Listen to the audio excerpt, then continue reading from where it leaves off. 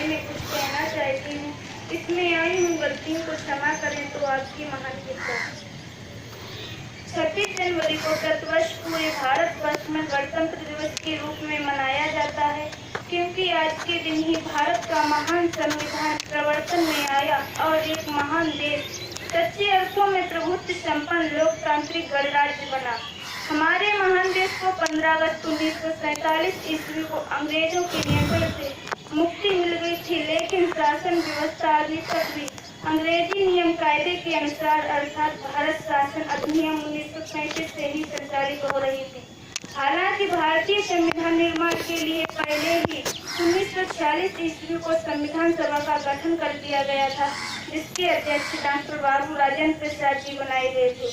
बाबा साहब डॉक्टर अम्बेडकर जो संविधान सभा के सदस्य थे, 15 अगस्त 1947 ईस्वी को भारत का विभाजन के बाद अब इस संविधान सभा के सदस्य नहीं रह गए थे। महीनों गुजर जाने के बाद कोई प्रगत सभा द्वारा नहीं होने से भारतीय राजनीतिक नेतृत्व बहुत ही असमंजस की स्थिति में था। इन परिस्थितियों में बाबा साहब डॉक्टर अम्बेडकर की संवैधानिक पांडित्य की आवश्यकता महसूस की जा रही थी। इन परिस्थितियों में बाबा साहब डॉक्टर अम्बेडकर को भारत सरकार के निर्देश पर तत्कालीन मुंबई प्रांत के मुख्यमंत्री द्वारा एक सदस्य का स्थान रिक्त कर पुनः संविधान में लाया गया। डॉक्टर अम्बेडकर दुनिया की 4 टॉप यूनिवर्सिटी से शिक्षा प्राप्त करने के साथ ही दुनिया भर के संविधान का भी गहरा अध्ययन किया हुआ था। भारत के सामाजिक ताने बाने की सबसे निचली कतार आने के कारण भारतीय सांस्कृतिक विभिन्नता वाले भारतीय परिवेश में मौलिक अधिकारों, सामाजिक सुरक्षा तथा व्यक्तिगत उन्नति के लिए आवश्यक उपाय के बारे में कौन जान सकता था।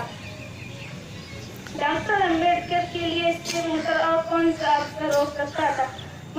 पीड़ित मानवता की सेवा करने का व्रत करने वाले डॉक्टर अम्बेडकर के लिए इससे बेहतर और कौन सा अवसर हो सकता था।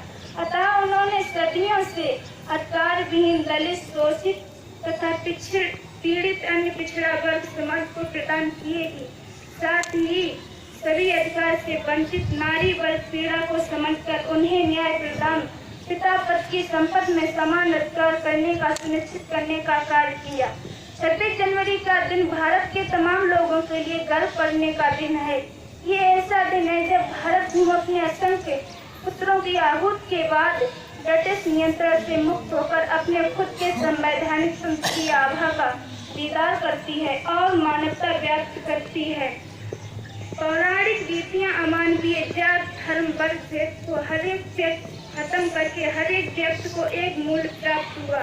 आओ गर्व करें इन सुनहरे पलों पर, जब इस तरह के अमर सपूतों ने हमारी आहुति, बेहतरी व उन्नति के लिए अपने प्राण न्यौछावर किए। अपने बच्चे, अपना परिवार, अपना सुख चैन सब कुछ लिए हमारे लिए न्यौछावर कर हमें कृतार्थ बना दिया। आओ उन सभी को मिलकर नमन करें। आओ भारतीय होने पर गर्व करें।